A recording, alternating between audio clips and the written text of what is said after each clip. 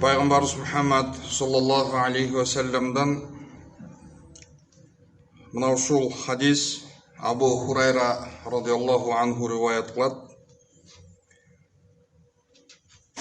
Таджиду мин ширари наси яумал қияма عند الله ذو الوجهين الذي يأتي هؤلاء بوجه وهؤلاء بوجه.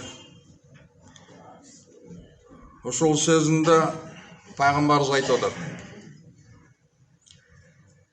Алланын алдында кыямат күнү эң жаман адамдардын арасынан эң жаманы бул адамдарга бир жүз менен келип, башкаларына дагы башка бир жүз менен келген адамдар деди.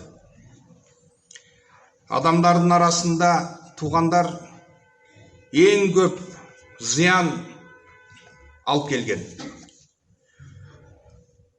Мусулмандарга зыяны көп болгон. Күнөөлөрү эң көп болгон. Кыямат күндө Аллах Тааладан эң алыс болгон мына ушул 200 инсан. Бул адамдын абалы бир адамга келип, абдан жумшак сүйлөп, жакшы сөз сүйлөп, бул адамга болгон өзүнүн махабатын, ал адамга болгон жакшы көз карашын көрсөтүп,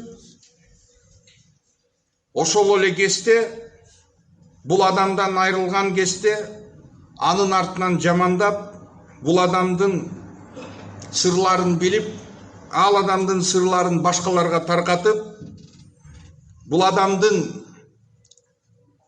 абирин ачып, мына ушундай мамиле жасаган инсан. Ошол эле адамдын душмандарына барып, аларга жагынып, аларга жакын болуп, ал адамдын душмандарына өзүнүн достугун көрсөтүп, тиги инсандан уккан сөздөрдү үстүнө кошуп, баягы адамдарга жеткирип баруу.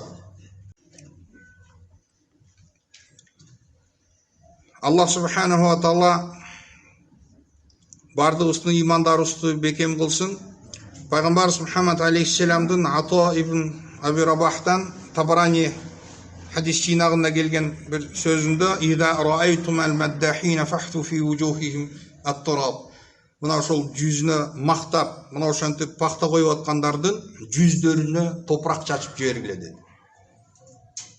Бул дегени туугандар эң кооптуу нерсе, мына ошол адамдын жакшы сапаттары болсо айтып коюу бул жакшы нерсе. Жакшы нерсе, бирок туугандар пахта коюу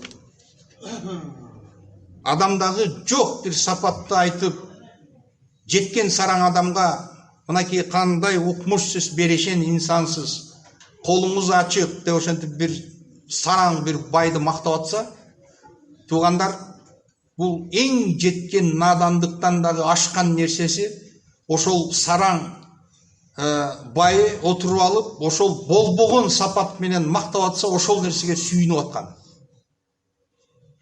Тигизи пахтаны коюп атат, мунусу сүйүнүп атат. Жок нерсеге. Ошон үчүн Аллах субханаху ва таала бардыгыбыздын имандарыбызды бекем кылсын.